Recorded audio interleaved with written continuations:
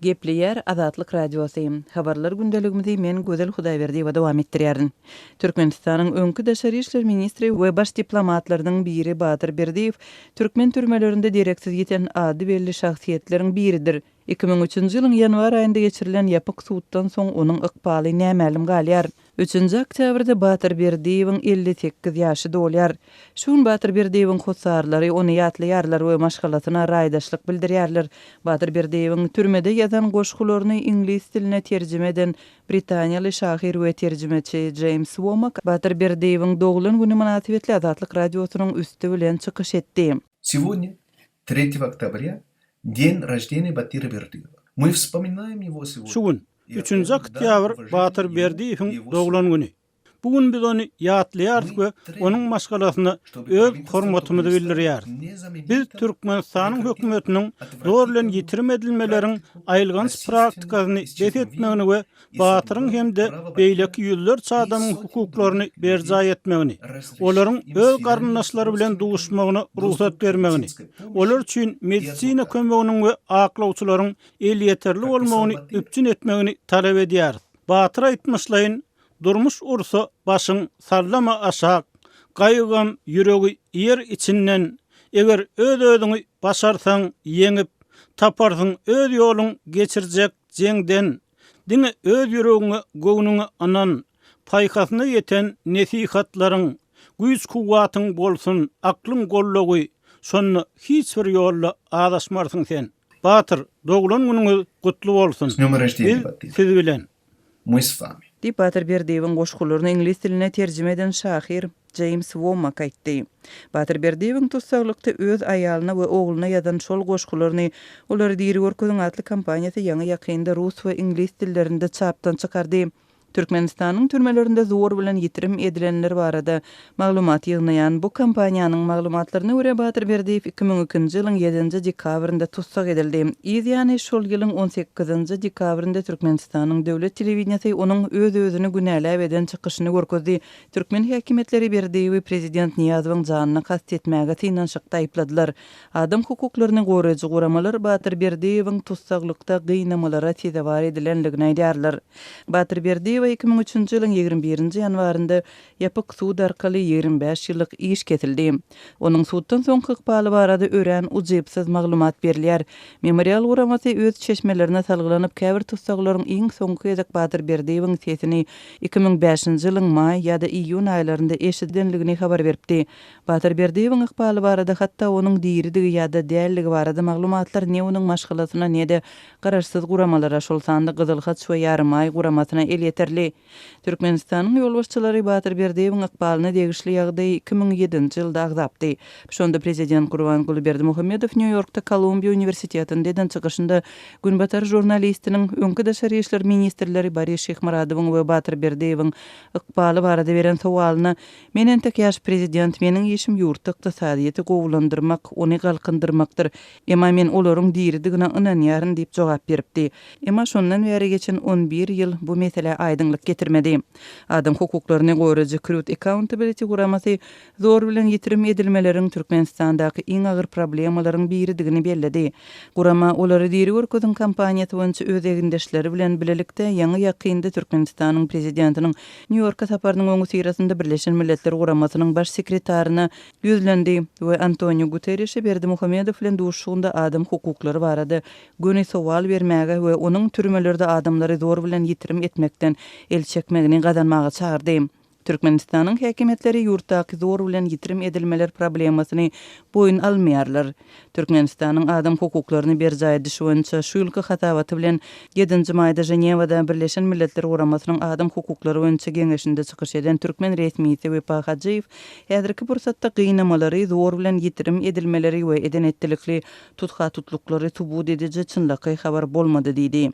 Şol bir wagtda Türkmenistanyň türmelerinde direksiz ýiten hasaplanylýan, ýagny tutsak edilmeginden soňky ykbaly doly nämälim galýan adamlaryň halkara guramalary tarapyndan ýöredilýän sanawy gitdigiçe giňelýär. Olary diýeri görkezin atly halkara kampaniýasynyň 10-njy sentýabrda köpçülige hödürlän täzelenen hasabatyna ýene 9 adam goşuldy we sanaw jemi 21 adamy ýetdi. Öz sebetiňizde bolýan wakalar barada azatlyga maglumat bermek isleseňiz, biziň WKontakte hasabymyza ýazyň. Bizi gözlegi bölümine azat habar ýazyp tapyp bilersiňiz. Siz suratlaryňyzy we videolaryňyzy hem ýollap bilersiňiz. Azatlyk siziň şahsiýetiniňizi gizlinlikde saklar. Siz bolan wakalar barada maglumat beriň, biz hem habar bereriz. Gepliyer Azatlyk Radiosu, efirde maksat Ataýew bilen habarlar gündeligi. Häkimetler ýurda dolanýan raýatlaryň valyutalaryny aeroportda döwlet narhyndan manada öwürmeklerini talap edýär. Türkmenistanyň Migrasiýa gullugynyň hemde Milli Howpsuzlyk Ministrliginiň işgärleri Aşgabatyň aeroportuna daşary ýurtlarda gazanç edip ýurda dolanýan türkmenistanlardan olaryň ýanlaryna daşary ýurt valyutalaryny döwletiň kesgitlen resmi bahasyndan ýerli manada öwürmeklerini talap edýärler. Bu barada 3 oktýabrda Azatlygyň ýurt içindäki habarçysy howpsuzlyk ýagdaýlary sebäpli gizlenlik şertlerine maglumat berdi. Aşgabatyň aeroportuna Migrasiýanyň we MHManyň işgärleri daşary döwletlerde zähmet çekip Türkmenistana dolanýan raýatlarymyzyň ellerindäki valyutalaryny alyp, olary döwlet kursundan manat berip başladylar diýip habar çaýdýar. Onun sözlerine göre dowumlyrak bolup howpsuzlygyň işgärlerinden öz hak hukugyny talap edýän raýatlary degilmeýär. Dowumlyrak bolup haklaryny talap edip bilýän raýatlary seslerini çykarmany geçirip goýberýärler diýip, Goloýda Dubaýdan dolanan 40 ýaşlarynaky bir türkmenistanly maňa gurrun berdi diýip habarçy belledi.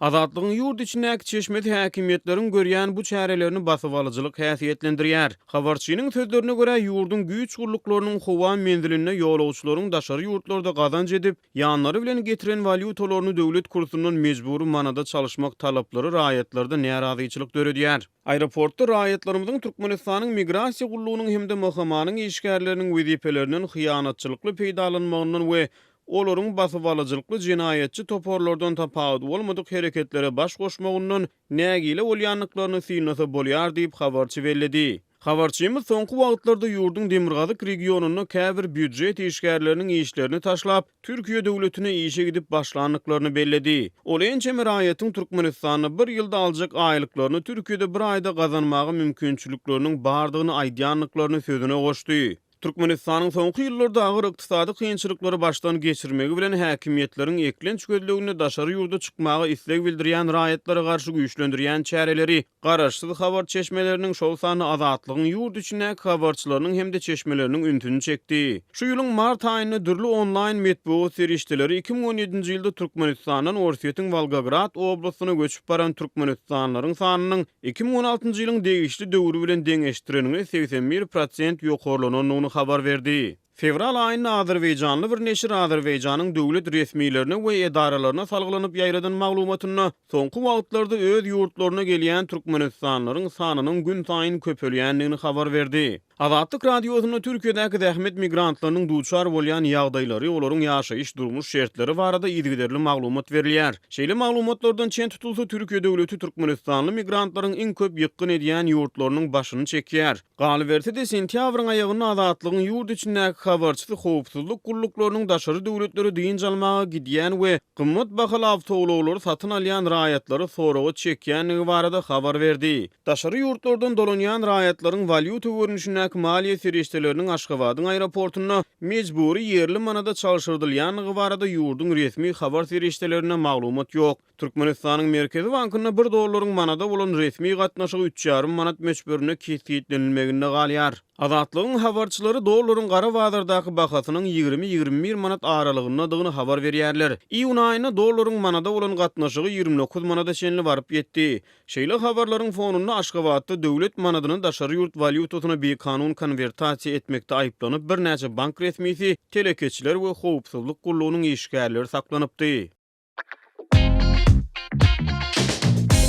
Türkmenistan'dan Azatlyk Radiosynyň azathabar.com web saýtyna Sayfon 3 proxy ulgama arkaly howpsuz ýagdaýda girip bilersiňiz. Sayfon 3 siziň internetdäki şahsiýetiniziň gizlinligini ýokary derejede üçin etýär. Türkmenistan'dan her günde Sayfon 3 arkaly 1,5 milyon gezek peýdalanylyp petiklenen saýtlary girilýär. Sayfon 3 dowamly özgörýär. Şonuň üçin ony her 2 hepdeden täzelep durmagy unutmaň. Azatlyk Radiosyny Sayfon 3 bilen howpsuz ýagdaýda ýydarla. Gepleýär Azatlyk Radiosu habarlar gündeligimizi men Gözel Hudaýberdiýew dowam etdirýärin. Täjikistany telekeçiler üçin ýük taşıyan Iranly ulug sürüjüleriň biriniň aýtmagyna görä Türkmenistanyň serhetçileri we gümrükçileri Täjikistana barýan ýük uluglarynyň Türkmen territoriýasyndan geçmegine ruhsat alandygyny aýdypdyr. Iran Türkmen serhedinde içi haritlik sany ýük ulugyny geçirip bilmedik bir täjik telekeçisi bu ruhsatyň 3-nji oktýabrda öýlen berilendigini we ilkinji sany ulugyň serhetden geçenligini Azatlyk Radiosyna habar berdi. Onuň sözlerine görä ulug sürüjüler çykkansa ýagdaýda Täjikistana alternativ ýoldan Azerbaýjanyň üstünden geçmek üçin zerur dokumentlary taýýarlamakçy bolupdyr. Munyň bilen bir wagtda Täjikistanyň transport ministrliginde bu ýagdaý barada gyýytka wagtda kommentariýa berjekdiklerini Azatlyk Radiosynyň täjik gullugyna wada berdiler. Täjik ýük uluglarynyň Türkmen territoriýasyndan geçmegine degişli gadagançylyk awgust aýynyň aýagyndan bäri saklandy. Bu ýagdaý barada Azatlyk 2-nji sentýabrda serhetden geçip bilmedik ulug sürüjüleri habar beripdi. Olar Türkmen serhetçileriniň bu gadagançylygyň sebäplerini düşündirmänligini aýdypdy. Diňe bir lütfabat artyk serhet geçilgesinde 100 çemesi ýük ulugy saklanypdy. Olar esasan Türkiýeden we Irandan harit taşıýarlar. Hormatly radio dinleyijileri, bu maglumatyň üstü getiriler. Eger siz täjik ýük uluglarynyň Türkmenistanyň giňişliginden geçişine şaýat bolsaňyz, biz bilen habarlaşmaňyzy haýyş edýäris. Biz bilen Viber, WhatsApp, imo ýa-da Telegram üstü bilen şu nomer boýunça habarlaşyň. 420 724 053 959. Gepleýär Azatlyk Radiosu. Habarlar günneligi gepleşigimizi men Döwlet Baýhan dowam etdirýän. Daşary ýurtlarda okaýanlar tölew we migrasiýadaky dokument päsgelçiliginden kösenýärler. Türkmenistanda daşary ýurtlardaky käbir studentleriň eýäm 2 aýdan bäri okuw pulunyň tölenmeýändigi habar berilýär. Şeýle-de döwlet işinde işleýän maşgala agdaty bolmaýanlara dokument berilmeýändigi üçin daşary ýurtda gadanan okuwuna gidip bilmeýändigi öňe sürilýär. Azatlyk Radiosy bilen anonim ýagdaýda habarlaşan käbir ene atalaryň we studentleriň aýtmagyna görä, daşary ýurtlardaky okuw jaýyna bankyň üstü bilen pul төлewini uratmak üçin gerek bolan dokumentleriň sanawy hiç kime öňünden aýdylmaýar. Bank ene atalaryň her gün ýene bir dokument getirmegini talap edýär. Şeýlelikde daşary ýurtlarda okaýanlaryň howsarlary her resmi namy üçin aýratyn wagt sarp edýärler. Her dokument için bir gün gitmeli. Şun baryan bana getir. Şu zatlar yok. Yine şuraları edeceksiniz. Ondan sonra gelin demeyelim. Şu gün diye barya sen yerine sprafı yetir. Misal şu. Ta şahırdan ova kayıtyan o yol kırayan bir topar. İyi müdürmen içinden çağın ağzından gıtyan. Çörek pulini yolu harcap gityan. Ondan sonra onu ertesi unaki. Bar diye konsultan demek ki. Ondan sonra o zatların bir gidip konsulstuvadan da hat almalı. Konsulstuva nerede okuyan okun nerede. Konsulamayti bardım ha. Sprafka geldi. Konsul sprafka ne için konsulatı yine bir daha da gel. Şey edip diyorsun da bir 10 günün zaten çekki. Sonra baştan aysmayla düşündük. Ya da abrazes koymayalım. Şu zatlar gerektirdi. Ana şu zatlar etse her kim adamla şey koysun niye? Diýip studentin howsary sözlerine şeýle dowam edýär. Okunu göre hem oku burdel de bahası. Bir topur gitti gurruna hali olur. Benim yatanan okuçulan tulun. Uca oktyabr 2-nji ay okun başlandı. Kıyınçılık hiç düzelme giren ok. Diýip çağasyny Orse'de okuwa iýeren Aşgabatly dinleýijimiz gurrun berdi. Howpsuzlyk sebäpli adynyň efirde agdalmalygyny sorap öz başyndan geçirýänlerini gurrun beren Orsetde okayan türkmen studentleriniň aýtmagyna görä, okuw tölew wagtyna iýerilmeýän Türkmenistanyň studentlere köpçüligiň arasynda ýolbaşçylar we mollumlar tarapyndan ýygyderli ýagdaýda duýduruş edilýär. Bu bolsa olaryň ýolbaşçylarynyň arasynda ýaňsa alynmagyny we munyň olaryň ruhy ýagdaýyna hem yaramaz täsir ýetirmegine getirýär. Orsetden habarlaşan käbir studentleriň beren maglumatlaryna görä, okuw tölew pullary okayan uruňa görä tapawutlanýar. Yarım ýyllyk төлewleriň muktary 600 we 2000 Amerikan dollarynyň arasynda ütgeýär. Häzir günne pul wagtyna iýerilmänligi sebäpli okuwundan çykarylan käbir türkmen studentlerem bar. Beýleki tarapdan Azatlyk Radiosy bilen habarlaşan käbir dinleýijilerimiz daşary ýurtda okumagyň esasy kynçylygynyň diňe okuw төлewine däliligini ýytýarlar. Olar Türkiýedäki ýokary okuw jaýlaryna girenligine garamazdan döwletde işleýän howsarlar bolmaýanlaryň ýurtdan göýberilmeýänligini öňe sürýärler. Sözü jemlesek daşary ýurtlarda okaýanlaryň ýa-da okuwuna göýberilmeýänligini aýdýanlaryň problemalary barada degişli türkmen resmiýetleriniň garaýşyny öwrenmek Azatlyk Radiosyna başartmady. Azatlyk Radiosu Telegramda. Bizi Azatlyk Radiosu sözü bilen tap bilersiňiz. Adatlyk radiosu arkaly öz maglumatlaryňyzy ýyle ýetirmekçimi? Biz bilen Telegram arkaly ýagny goşmak belgisi 420 724 168 983 we goşmak belgisi 420 773 797 383 telefon belgileri bilen habarlaşyň. Biz siziň şahsiýetiňiziň gizlin taklanjakdygyna kepil etýäris. Gepleýär Azatlyk radiosu. Eferde maksat Ataýew bilen habarlar gündeligi. Türkmenistanyň 10 ýaşan mikroawtobuslaryň ýola çykmagyna gadagançylyk giridildi. Türkmenistanyň zawoddan goýberlerini 10 ýyl dolan 8 adamlyk hemde 14 adamlyk gazellaryň we Hyundai kysymly mikroawtobuslaryň ýola çykmagyna girdilen gadagançylyk güýje girdi. Bu mikroawtobuslara hereket etmäge hiç ýyl ruhsat berilmeýär. Değişli kanun oktyabr aýynyň 1-inden başlap güýje giripdir diýip Azatlygyň ýurt içindäki habarçysy maglumat berýär. Değişli kanunçylyk ýurdun metbuat serişdelerine heniz göze ilmedi. Onun sözlerine göre häzirki wagtda Daşowut welaýatyny köpçüliklerin transport serişdelerinin gatnawy ilaty yetmezçilik edýär. Şol mikroawtobuslaryň hyzmatyndan giňden peýdalanýardy. Indi bu hyzmatlarym aýryldy diýip habarçy berildi. Onun yerli ýaşaýjylara salgylanyp gurrun bermegine göre döwletiň awtobus öpçünçiligi ýurdun Demirgazyk welaýatyny öwürlükli däl. Welaýatda döwlet awtobuslary häzirki wagtda esasan studentleri, büdjet işgärlerini hemde esgerleri paýta ýygymyna daşaýar diýip habarçy aýtdy. Ýatlasak sentýabryň başyna Lewap welaýatyna da paýtaçylary ýygymy alyp barýan awtobusyň helakçylyga uçurmagy barada maglumat çap edilipdi. Habarçy yerli ýylatyň hususy taksilere bil baglaýanyny sözüne goşdy. Taksiler halky kanagatlandyrmak derejesinden juda pes, ýolawçy köp, taksiler bolsa az. Bu ýagda ýol kireyleriniň hemençe mesle gymmatlamagyna getirýär diýip habarçy bellädi. Mundan ozal maý aýyna Türkmenistanyň hususy awtowulugyny ýetýärnamasyz kire edýän sürüjiler boýunça gödegçilik güýçlendirilipdi. Aşgabatda öz hususy awtowuluglary bilen kire edýän raýatlaryň ençemesiniň Azatlyk radiosynyň ýurt içindäki çeşmelerine gurrun bermeklerine göre mundan öň litsenziýany 1 ýyl möhlet bilen belli derejede alyp bolan bolsa soňky wagtlarda has takygy maý aýyny onu almak düdügünleri juda çylsyrmlaşdy we kynlaşdy. Aýdylmagyna görä şäher arasynda gatnap işleýän raýatlar şol sany Aşgabat bilen şäher daşyndaky bazaryň arasyna gatnamaly bolýan adamlar marşrutkalar juda amatly ulaw hasaplaýarlar. Sebäbi olar adaty awtobuslara garana çeýe hereket edip adamlary wagtyna barjak ýerine ýetirip bilýär diýip bize owuşýan habarlarda aýdylýar. Galyp ertede paýtagyň töweregindäki obalardan we etraplardan şähere süýt, gatyk we gögönüm getirýän raýatlar hem bu ulawlary amatly hasaplaýar. Şol bir wagtda şäherde we onuň töwereginde jemgyýetçilik transportunyň awtobuslaryň ilatyň talaplaryny dol ödäp bilmeýänligi aýdylýar. Azatlygyň habarçysynyň maglumatyna görä mikroawtobuslar boýunça güýje giren täze kanun ýurdun ähli künjeklerini hereket edýän kiçi awtobuslaryň işine öz täsirini ýetirer. Türkmen resmiýetleri döwlet ýetirigindäki media serişdeleriniň üstü bilen ýurdun transport ulgamynyň ösdürilýändigini öňe sürýärler. Azatlyk radiosu YouTube'da.